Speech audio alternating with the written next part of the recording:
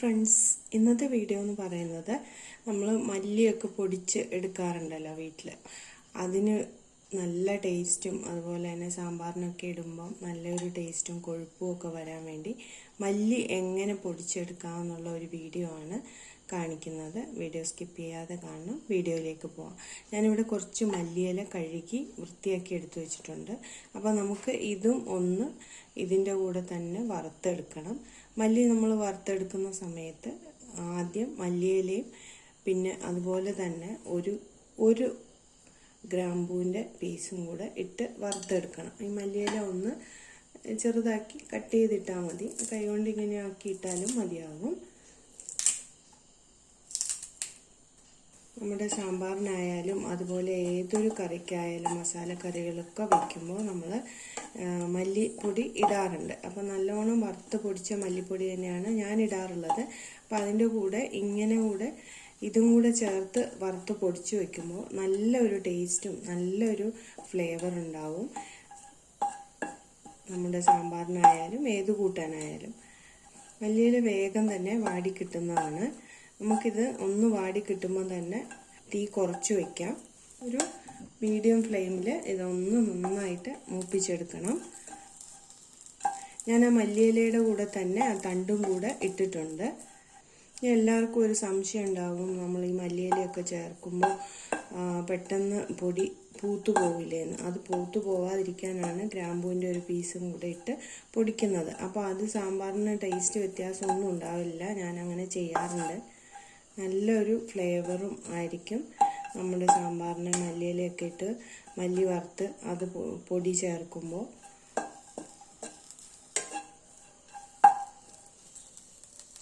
മല്ലിയില ഒന്ന് ചെറുതായിട്ട് വാടി വരുമ്പോൾ ഞാൻ 1 സ്പൂൺ പൊട്ടുകടലയാണ് ഇട്ട് കൊടുക്കുന്നത്. പൊട്ടുകടല കൂടി ഇട്ട് വറക്കുമ്പോൾ നല്ലൊരു കൊഴുപ്പുണ്ടാവും എല്ലാ കറികൾക്കും.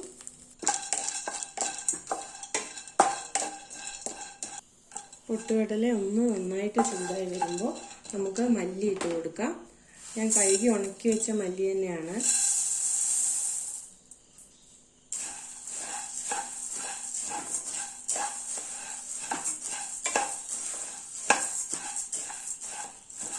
ഈ മല്ലിപ്പൊടി കൊണ്ട് തന്നെ നമുക്ക് വെജിറ്റബിൾ കറിയൊക്കെ ഉണ്ടാക്കുമ്പോൾ എടുക്കാൻ പറ്റും. നല്ല ടേസ്റ്റാണ് കേട്ടോ. ഞാനിങ്ങനെ പൊടിച്ച് എടുത്ത് നോക്കിയതാണ് ഒരു പ്രാവശ്യം. അപ്പോൾ നല്ല ടേസ്റ്റ് ഉണ്ടായിരുന്നു. അപ്പോൾ അത് നിങ്ങൾക്കും കൂടെ ഒന്ന് ഷെയർ ചെയ്യാമെന്ന് വിചാരിച്ചതാണ്.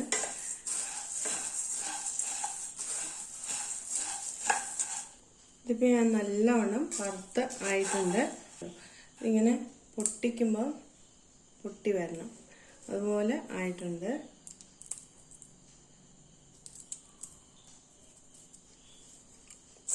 നമുക്ക് ഇത് തണുത്തിട്ട് ഒന്ന് പൊടിച്ചെടുക്കാം. അങ്ങനെ ഞാൻ മല്ലി മുഴുവൻ പൊടിച്ചെടുത്ത് വെച്ചിട്ടുണ്ട്. തീരെ അങ്ങ് നൈസായിട്ടൊന്നും അല്ല പൊടിച്ചിരിക്കുന്നത്. ഇത് ഏത് കറികൾക്കും നല്ല ടേസ്റ്റ് ആയിരിക്കും കേട്ടോ. അതുപോലെ തന്നെ കറിക്കൊരു കൊഴുപ്പും കിട്ടും, നല്ല മണവും ഉണ്ട്. അപ്പോൾ ഇത് വെച്ചിട്ട് ഒരു സിമ്പിൾ ടൊമാറ്റോ കറി ഞാൻ ഉണ്ടാക്കി കാണിക്കാം. അതുപോലെ തന്നെ സാമ്പാർ ഒക്കെ വയ്ക്കുമ്പോൾ ഈ പൊടി തന്നെ ചേർത്താൽ മതിയാകും. വറുത്തരച്ച സാമ്പാറായാലും അതുപോലെ തന്നെ നമ്മൾ സാധാരണ സാമ്പാർ പൊടി ഇട്ട് വയ്ക്കുമ്പോഴും ഈ മല്ലിപ്പൊടി ലേശം ഇട്ടാൽ നല്ല ടേസ്റ്റ് ഉണ്ടാകും. ഇത് കുറേ കാലം നമുക്ക് സൂക്ഷിച്ച് വെക്കാനും ആവും. ഇത് നമ്മൾ ഒന്ന് തണുത്തതിന് ശേഷം ഒരു ഗ്ലാസ് ബോട്ടിലാക്കിയാൽ കുറേ ദിവസം കേടുകൂടാതെ സൂക്ഷിക്കാൻ പറ്റും. ഫ്രിഡ്ജിലൊന്നും വയ്ക്കണ്ട. കാരണം നമ്മൾ ആ ഗ്രാമ്പൂവിൻ്റെ ഇതിട്ടിരിക്കുന്നത് കൊണ്ട് തന്നെ ഒരിക്കലും ഇതിൽ പൂപ്പലോ ഒന്നും വരികയില്ല. പാൻ അടുപ്പത്ത് വെച്ച് നമുക്ക് 1 സ്പൂൺ എണ്ണ ഒഴിച്ചു കൊടുക്കാം.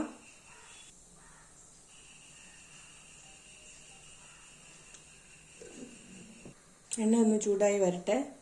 എണ്ണ ചൂടാകുമ്പോൾ കടുക് ഇട്ട് കൊടുക്കാം. കൂടെ തന്നെ വറ്റൽമുളകും കറിവേപ്പില ഇടുന്നുണ്ട്. അതൊന്ന് മൂത്ത് വരുമ്പോൾ ഇഞ്ചി വെളുത്തുള്ളി പേസ്റ്റാണ് ഇട്ട് കൊടുക്കുന്നത്.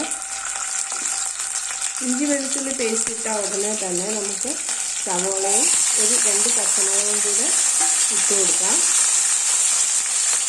കുറച്ച് മഞ്ഞൾപ്പൊടി ഇട്ട് കൊടുക്കുന്നുണ്ട്. സവോള പെട്ടെന്ന് വാടി കിട്ടാനായിട്ട് ഞാൻ 1 ടീസ്പൂൺ അളവിൽ ഉപ്പിട്ട് കൊടുക്കുന്നുണ്ട്. കൊടുക്കാം. മീഡിയം ഫ്ലെയിമിൽ വെച്ചാൽ മതിയാകും. സവോള നല്ലവണ്ണം ഒന്ന് ബ്രൗൺ കളറൊന്നും വേണ്ട, എന്നാലും നല്ലവണ്ണം ഒന്ന് വഴറ്റിയെടുക്കണം. ഈ സമയത്ത് 1 സ്പൂൺ കാശ്മീരി ചില്ലി പൗഡറാണ് ഞാൻ ഇട്ട് കൊടുക്കുന്നത്. നിങ്ങൾക്ക് മറ്റേ മുളക് പൊടി വേണമെങ്കിൽ അതിൻ്റെ പകുതി ഇട്ടാൽ മതിയാകും. ഞാൻ കാശ്മീരി ചില്ലി പൗഡർ ഇടുമ്പോൾ അധികം എരിവുണ്ടാവില്ല, എന്നാലും കറിക്ക് നല്ലൊരു കളറും കിട്ടും. അപ്പം എല്ലാവർക്കും അത് ഇഷ്ടമാവും. പൊതുവേ ഞാനിവിടെ കാശ്മീരി ചില്ലി പൗഡറാണ് എടുക്കുന്നത്. ഇതിൻ്റെ പച്ചമണം ഒന്ന് മാറുന്നത് വരെ വഴറ്റിയെടുക്കണം. ഇപ്പോൾ ഇതിൻ്റെ പച്ചമണമൊക്കെ മാറിയിട്ടുണ്ട്. ഞാൻ അതിലേക്ക് ഒരു 3 മീഡിയം സൈസ് ടൊമാറ്റോ വട്ടത്തിൽ മുറിച്ചിട്ടാണ് ഇട്ട് കൊടുക്കുന്നത്. ഇത് ഒന്ന് നന്നായി വഴറ്റിയെടുക്കണം. ടൊമാറ്റോയ്ക്ക് വേവുണ്ട്, അതുകൊണ്ടൊന്ന് വഴറ്റിയെടുക്കുക.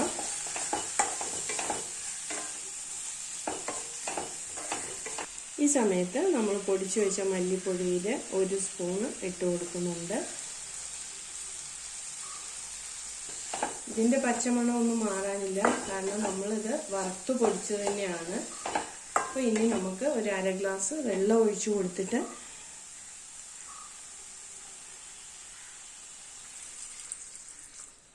അടച്ചു വെച്ച് കുക്ക് ചെയ്യണം. ഇനി നിങ്ങൾക്ക് ഗരം മസാലയുടെ സ്വാദ് ഇഷ്ടമാണെങ്കിൽ അത് ചേർക്കാം. ഞാനത് ചേർക്കുന്നില്ല, കാരണം മല്ലിപ്പൊടിയും മല്ലിയിലയൊക്കെ ചേർത്തുകൊണ്ട് തന്നെ നല്ലൊരു വാസന ഉണ്ടാവും.